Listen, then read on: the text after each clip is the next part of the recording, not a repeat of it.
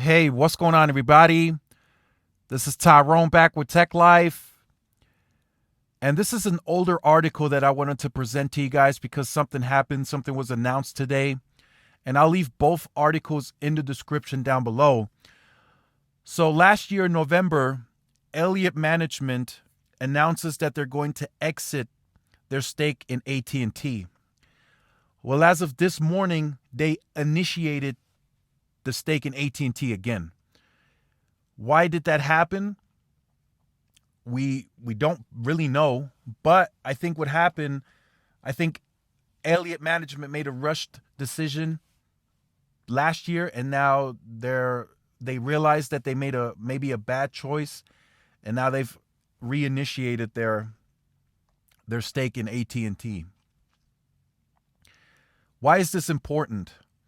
So in the video that I made yesterday, I talked about why I think and why I feel that Verizon is worst positioned right now. Again, I'm talking about right now. I'm not talking about the future. What Verizon is doing and the partnerships that they're creating, that's fine. That's a big deal. But to us and investors, it's a mystery. We don't know what's going to transpire here. Are there unique services that'll come from this? Yes, but we have no idea. We have not seen any finances. We haven't seen any numbers. If you've ever watched the show Shark Tank, if a person goes up on stage and they present their product and they don't have adequate proof or adequate numbers or the sales are not there, the sharks are not invested in that product no matter how good that product is.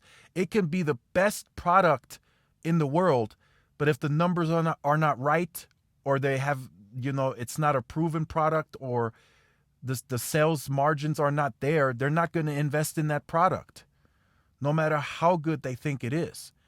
And I think that's where Verizon is at this point in time. They've talked about the millimeter wave. They've talked about the home internet. They've had home internet in the market since 2017, 2018. We don't know the numbers. They have not presented any numbers on that product. How long is it going to really take to scale on millimeter wave? I predict if they continue pushing millimeter wave to the levels that they talk about, they will need double or triple the infrastructure versus its competitors. I already predict that. What does that investment look like? We already saw that they need more spectrum. I said in yesterday's video, I predict they have outspent the closest competitor by 10, 15 billion. That's a massive investment. Again, we're talking billions. We're talking anywhere from 40 to 45 billion that Verizon spent on the C-band. So do they scale that quickly? Yes, they scale it quickly.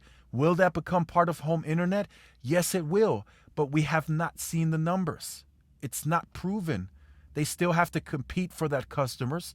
There goes marketing dollars. How do they get that and obtain that customer? Do they apply rebates? Do they pay for that person to get out of that contract? We have no idea. We have absolutely no idea. It's a mystery. It's talked about, yes, I agree. We know it's coming, but we have no idea how this is going to play out. So why did Elliott Management potentially reinitiate their stake in At&T? At&T is more proven. We've seen their fiber numbers. We've seen 200, 300,000 ads. They're scaling that product. We're seeing the investment in fiber. So that's only going to get better and growing. We don't even know how much of their footprint is fiber. Is it 20, 30, 40? Is it 50%? We have no idea. The ARPU is going to go up on fiber. Most definitely. If they're going all fiber optic and their UVerse customers are going to be upgraded to fiber, they're going to get the fiber. And they're going to pay for the increases to get the fiber. HBO Max has proven. We've seen numbers. Customers are getting it in droves. It's going global this year. Those numbers are anticipated to be great. The content library is expanding. We have another Game of Thrones coming out. They're announcing all big blockbuster movies day one on HBO Max. That's going to do well. We have proof. There's numbers that are out there. AT&T TV is getting better. No contract.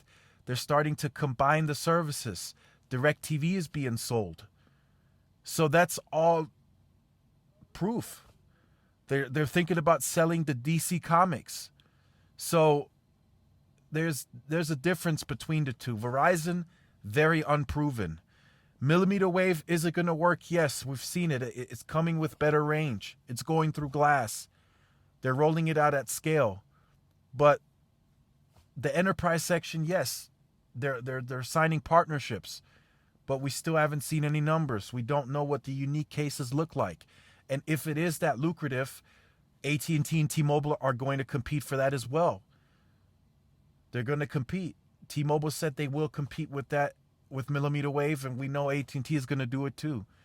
They're going to sign some of these deals with the enterprise. They might snatch some of these contracts from Verizon. We have no idea.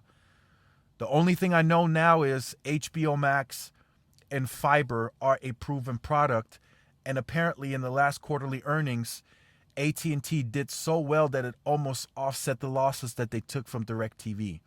So there's that. I mean, again, Verizon has only proven so far that the wireless segment is doing great. So that means their margins are improving, revenue's growing, but I still feel they need to do a market correction. I feel it. I just think that it needs to happen. They need to start competing. If not, their volume is going to slow down tremendously, and AT&T and T-Mobile are going to keep growing.